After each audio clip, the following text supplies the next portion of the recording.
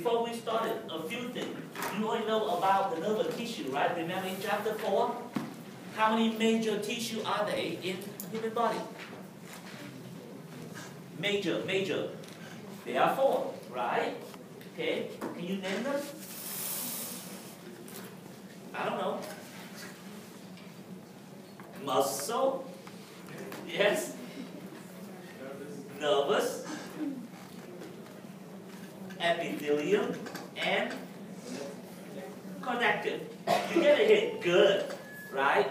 Now, which one we consider a amitotic? In other words, the tissue that do not divide out of the 4.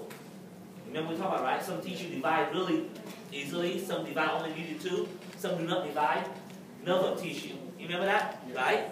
Okay. It is also learned that when we say amitotic, it's true only because after birth, theoretically, no more nerve cell can regenerate anymore. If you destroy them, you lose them. Unlike epithelium, that they can divide, make the new one, your brain cell for now, I use the term. So those are you already learned. Now you learn a bit more detail. Let's talk about nervous system. And then you learn much more detail in the next chapter. Okay. Nervous tissue, if somebody asks you, can you give one word that this tell you the function of nervous tissue, and I tell you guys, it starts with the letter C, right, for either communication or control. So every time I ask you the question about that, that is the term you should remember. Whatever that is, function or structure, this tissue has that common goal in mind. How does a nervous tissue control? They rely on the 3 components that I believe you guys have touched base with that already. Refresh your memory back to chapter 1. Okay, remember chapter 1 we learned something we call the negative feedback? Does it ring a bell? That your body relies into 3 components. You remember that? The effector, the receptor, and the control sector. You remember that? Well, the nervous system uses the same analogy, it's just much more detailed. These are the 3 components that your nervous system relies on to control. Okay? Control means what? If it's too cold, how does your nervous system react? Right? If you see you in a hostile environment, how does your system react? If you are thirsty, how do you get the water? The sensory input is the center, function analogous to receptor. Sensory tells you that your body always aware of what's going on around them and internally as well. Human, how many senses we can detect? Right? 5. Am I correct? Don't tell me 6. And then you have special one. Okay, all those senses, we constantly tell the temperature, somebody touch you, visual information, taste information, smell information, all of that, bring it to your brain. That are sensory. Are you clear on that? Okay, and then the brain will detect the sensory and determine, what do I do with it? Right? I smell bacon. Well, basically, your nose says, that smells bacon, isn't it? What do you do with it? Well, can you think of a lot of things? Bacon. I'm hungry, but I'm on diet. Bacon is a fatty food I cannot chew. All of that goes on your body, right? Whatever it is, the brain decides. That's why the brain, we call the integrated center.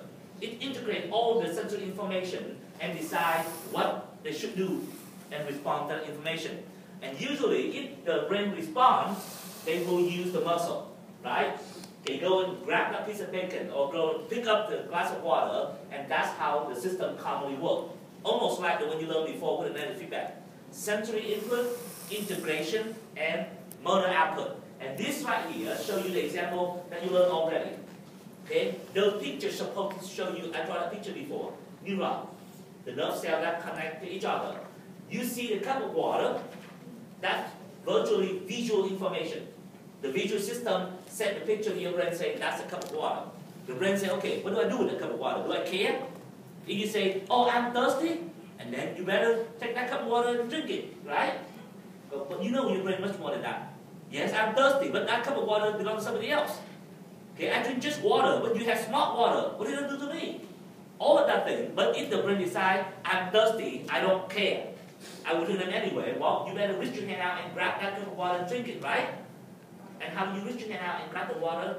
You learned all the muscle already, right? You want to name them? For now? Okay, I hope not, right? So you have read that, we call the motor output. Does it make sense? And that's basically how your nervous system works. And this is how your nervous system organized. I just introduce them for now, and then the next chapter we go in more detail. In your body, your nervous system divided into two major ones. One is called the central nervous system, and the other one is called the peripheral nervous system. We call CNS and PNS for short. What organ make up the central nerve? Can I use the term CNS now? What organ make up your CNS? Only two, and you cannot forget because you remember one, you don't have one. The brain and the spinal cord, period. That's it. What organ make up your central nervous system? CNS, brain, and spinal cord. Anything else include your, remember we have talked about cranial nerve, and we have the other nerve came out, we call the spinal nerve. All of that together make up the second part we call the PNS. All the nerve in the PNS have to communicate with the CNS. And as you see up here, the arrow in the blue color indicate that the information go into the nervous system, where the red arrow indicate that the information came out of the nervous system. In other words, when I listen, are you all with me? That all sensory information have to go to my brain. Are you with me? And we have the term for that. We call, let me define the two terms. See the term afferent and efferent. Okay, the term afferent, that combination. If I have a nerve, and that nerve I call it is an afferent nerve. What does it mean? It brings information into the CNS. And that's purely sensory, right? Efferent is the nerve that carries information from the brain to the other tissue in the body. Are you okay with the term? Okay? And that's why the picture shows you that the PNS are constantly bring information and report it to the CNS, and CNS use the PNS to carry out their action. Now, the PNS also receive the input from the other system and carry out the output as well. What kind of information coming into the PNS? All the sensory. But look up here, they divide the sensory into two types, somatic and visceral. What does that mean? Somatic means body. Visceral means within. I mentioned that term before when they say that, oh, the viscera means any organ inside your abdominal cavity and the other cavity as well. So if I'm pinching you like this, if I'm pinching you, do you see that? I'm activating the receptor on my skin. That is a somatic, your body surface. Okay? But I feel that, oh, my stomach is hurting. It came from within. That is a visceral sensory. Can you see the difference? Your body surface, somatic. Within, visceral. And all of them do the same thing. They carry sensory information into your brain. Now, if this... Oh, it's locked.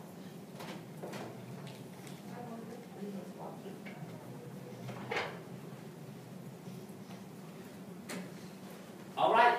The PNS carry out the information from the CNS, and they carry out by activate all the muscle. Do you remember that we have three types of muscle? Cardiac. Okay, which one is involuntary and which one is voluntary? The only thing we know now is skeletal is voluntary, right? The other two are involuntary. And that's why when the PNS carry out the action, they carry out into two major. Okay, they divide it into involuntary muscle and voluntary muscle. The voluntary muscle, we call that somatic nervous system. And this is the one that when they say, oh, that's a cup of water, I have to reach over and get it and drink it. That is the somatic, the voluntary control. Where the other two muscles, cardiac and smooth muscle, you don't consciously control them. It occurs automatically. And that's why those two systems divided belong to the system we call the autonomic nervous system. We have the entire chapter, I believe that chapter 13 or 14, to talk about that. Okay? These are the muscles that belong to the heart, right here, the smooth muscle, the gland throughout your body. Within the autonomic nervous system, within the autonomic nervous system, it further divided into two types. One is called sympathetic nervous system, and the other one is called parasympathetic. The best way to remember the function of these two are this. Sympathetic, you guys heard it before, we call the flight or the fight system. This is the system that helps your body to run away from danger when you're in a hostile environment. Fight or flight, does it make sense? This system helps you stand, fight for your life, or run for your life. where the other, the parasympathetic nervous system, we call the maintenance system. This is a system that makes sure that the kidney filtrate your blood to produce urine. It makes sure that your digestive system gets enough nutrient into the system. We call it maintenance. And then almost like, I use an analogy, the brake and the accelerator in your car. Makes sense? When you speed up, hit the accelerator. When you slow down cruising, you hit the brake or slow down. And these two systems work hand in hand every day, and you learn much more detail. Are you okay so far? So this I just give you an organization, and then we go one by one. This is the picture that shows you how it works. The red color shows you that those are the nerves that carry information from the CNS into the PNS and then into the specific organ or system. Where the blue color indicates those are the nerves that carry information from the peripheral into the CNS so that the CNS can integrate them and decide what to do with the information. Alright. In chapter 4, we learn really simple. There are